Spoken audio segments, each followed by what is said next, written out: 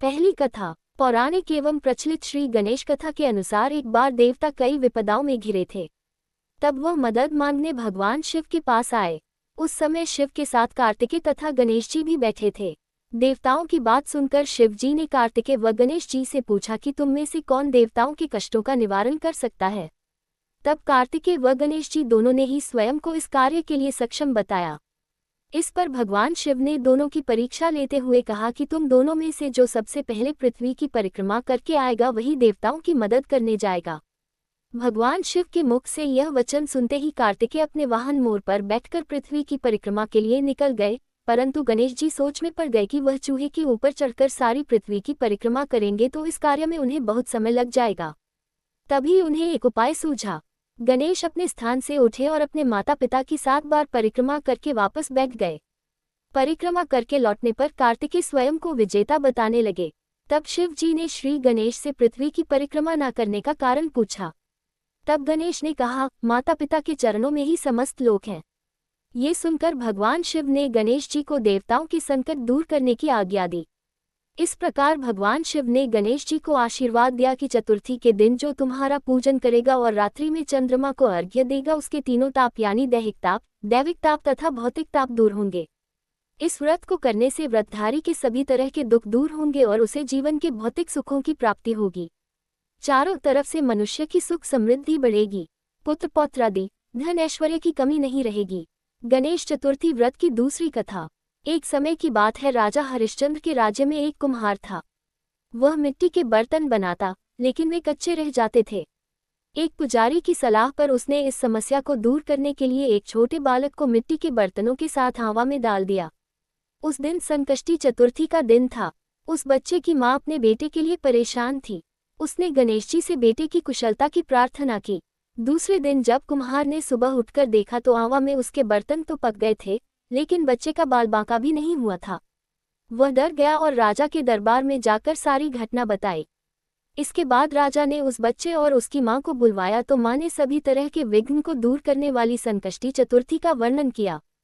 इस घटना के बाद से महिलाएं संतान और परिवार के सौभाग्य के लिए संकट चौथ का व्रत करने लगी। तीसरी कथा। एक समय की बात है कि विष्णु भगवान का विवाह लक्ष्मी जी के साथ निश्चित हो गया। विवाह की तैयारी होने लगी। सभी देवताओं को निमंत्रण भेजे गए, परंतु गणेश जी को निमंत्रण नहीं दिया, कारण जो भी रहा हो।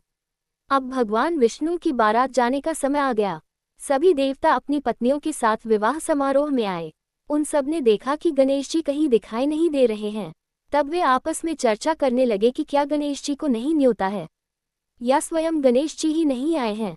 सभी को इस बात पर आश्चर्य होने लगा। तभी सबने विचार किया कि विष्णु भगवान से ही इसका कारण पूछा जाए। विष्णु भगवान से पूछने पर उन्होंने कहा कि हमने गणेश जी के पिता भोलेनाथ महादेव को न्योता भेजा है।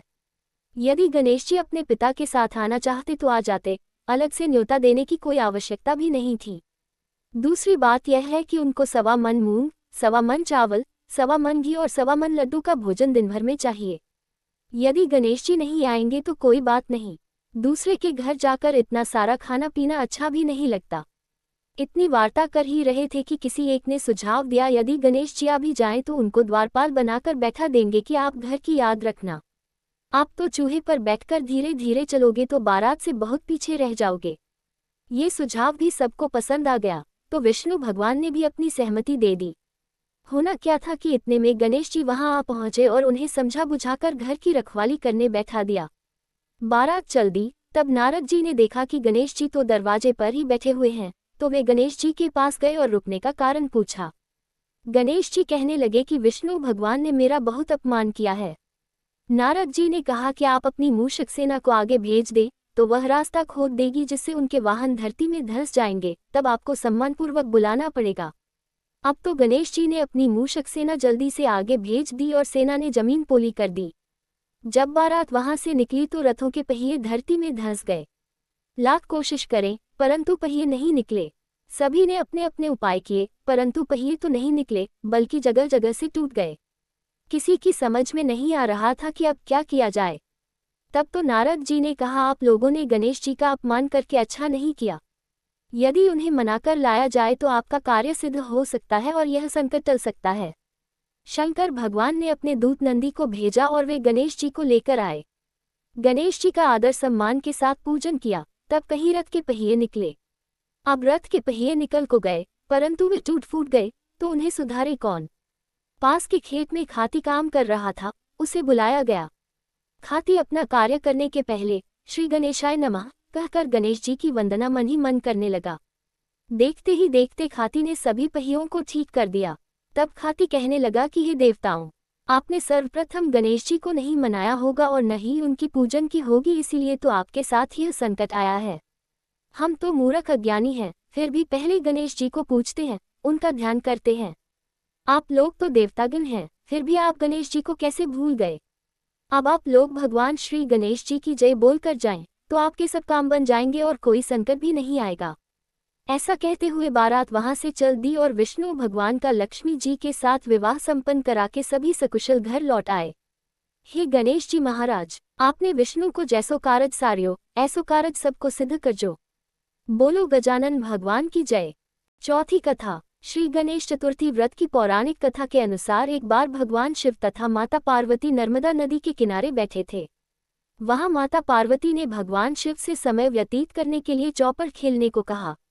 शिव चौपर खेलने के लिए तैयार हो गए, परंतु इस खेल में हार जीत का फैसला कौन करेगा, ये प्रश्न उनके समक्ष उठा तो भगवान शिव ने कुछ तिनके एकत्रित कर उसका एक पुतला बनाकर उसकी प्राण प्रतिष्ठा कर दी और पुतले से कहा, बेटा, हम चौपर खेलना चाहते हैं, परंतु हमारी हार जीत का फैसला करने वाला कोई नहीं है, इसीलिए तुम बताना कि हम दोनों में से कौन हारा और कौन जीता।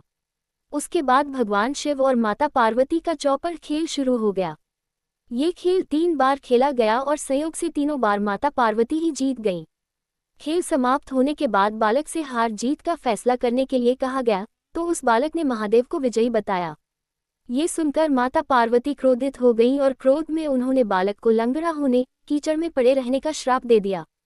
बालक ने माता पार्वती से माफी मांगी और कहा कि यह मुझसे अज्ञानतावश ऐसा हुआ है, मैंने किसी द्वेष भाव में ऐसा नहीं किया। बालक द्वारा क्षमा मांगने पर माता ने कहा, यहाँ गणेश पूजन के लिए नागकन्याएं आएंगी, उनके कहे अनुसार तुम गणेश व्रत करो, ऐसा करने से तुम मुझे प्राप्त करोगे। ये कहकर माता पार्वती शिव के साथ कैलाश पर्वत पर चली गईं। 1 वर्ष के बाद उस स्थान पर नागकन्याएं आईं। तब नागकन्याओं से श्री गणेश के व्रत की विधि मालूम करने पर उस बालक ने 21 दिन लगातार गणेश जी का व्रत किया। उसकी श्रद्धा से गणेश जी प्रसन्न हुए। उन्होंने बालक को मनोवांछित फल मांगने के लिए कहा। उस पर उस बालक ने कहा, हे विनायक, मुझमें इतनी शक्ति दीजिए कि मैं अपने पैरों से चलकर अपने माता पिता के साथ कैलाश पर्वत पर पहुंच सकूं और वे ये देख प्रसन्न हों। तब बालक को वरदान देकर श्री गणेश अंतर्ध्यान हो गए। इसके बाद वह बालक कैलाश पर्वत पर पहुंच गया और कैलाश पर्वत पर पहुंचने की अपनी कथा उसने भगवान शिव को सुनाई।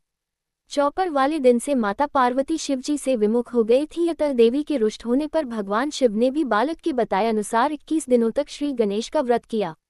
इस व्रत के प्रभाव से माता पार्वती के मन से भगवान शिव के लिए जो नाराजगी थी वह समाप्त हो गई।